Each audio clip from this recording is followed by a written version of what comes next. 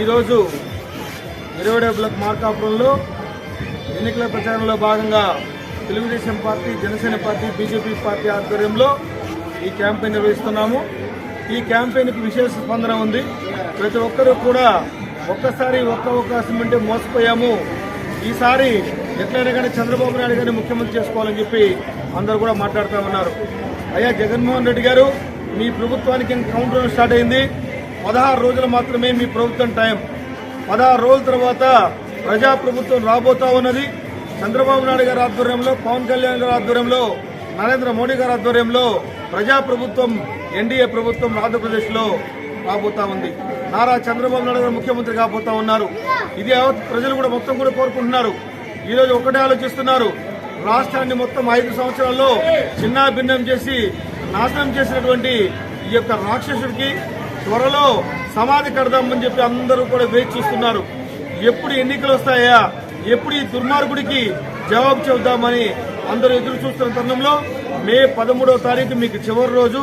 మే 13వ తారీఖే YCP party కూడా చివరి ఎన్నికలు. ఆ తర్వాత వైసీపీ పార్టీ కనుమరుగే పరిస్థితి ఎక్కడ కూడా కనబడే పరిస్థితి కూడా ఉండదు. ఈ రోజు చూసుకుంటే గనక మనము ఎక్కడ చూసినా గానీ అభివృద్ధి, సంక్షేమం రెండు జరగాలంటే చంద్రబాబు నాయుడు గారు ముఖ్యమంత్రి కావాలి. అలాగే ఈ రోజు రాజధాని లేని రాష్ట్రంగా మన రాష్ట్రాన్ని మిగిల్చినటువంటి ఈ యొక్క జగన్మోహన్ రెడ్డికి సమాధానం చెప్పుదని అందరూ చూస్తున్నారు. ఒకటే ఒక ఆశయం చంద్రబాబు నాయుడు గారిది, ఈ యొక్క ఆంధ్రప్రదేశ్ ని బాగుపరచాలి. ఈ 5 ఏళ్లలో వెనుకబడినటువంటి ఆంధ్రప్రదేశ్ లో ఉద్యోగాలు కల్పించాలి. యువత చాలా ఇబ్బంది పడతా ఉంది. ఈ 5 సంవత్సరాల కాలంలో ఒక్క ఉద్యోగం లేదు. ఎక్కడ చూసినా గానీ అరాచకాలు, అన్యాయాలు, ఎక్కడ చూసినా గానీ ల్యాండు, మైను, వైను మాఫియాలు. అది తప్పితే ఎక్కడ కూడా డెవలప్మెంట్ కాని పరిస్థితి. కాబట్టి యువత ఒక్కటే ఆలోచిస్తుంది, అభివృద్ధి, సంక్షేమాన్ని రెండు కళ్ళలాగా చూసే చంద్రబాబు నాయుడు గారిని ముఖ్యమంత్రిగా చేసుకోవాలి. అలాగే ఈ మార్కాపూర్లో కూడా అన్న కందుల నారాయణ గారిని ఎమ్మెల్యేగా చేసుకున్నామని, అలాగే ఎన్డీఏ అభ్యర్థి, పార్లమెంట్ అభ్యర్థి అయినటువంటి మాగుంట శ్రీనివాసరెడ్డి గారిని ఎంపీగా చేసుకోవాలని చెప్పి అందరూ కూడా చూస్తా ఉన్నారు. ఎప్పుడు ఎన్నికలు వచ్చినా అందరూ రెడీగా ఉన్నారు.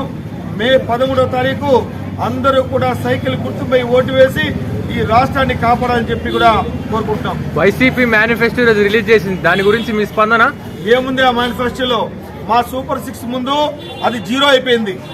మా సూపర్ 6 మేనిఫెస్టోలో ఎన్ని రకాలు ఇచ్చారు.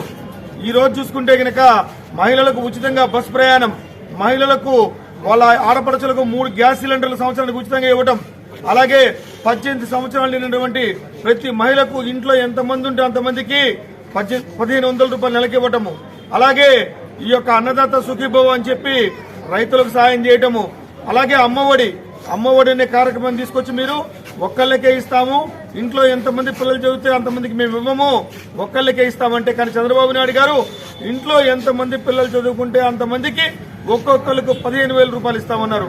కానీ ఈ రోజు వాళ్ళ మేనిఫెస్టో ఏంది? 15,000ని 17,000 చేశారు. కానీ ఎంతమంది ఉంటే అంతమంది ఇస్తామని చెప్పలే.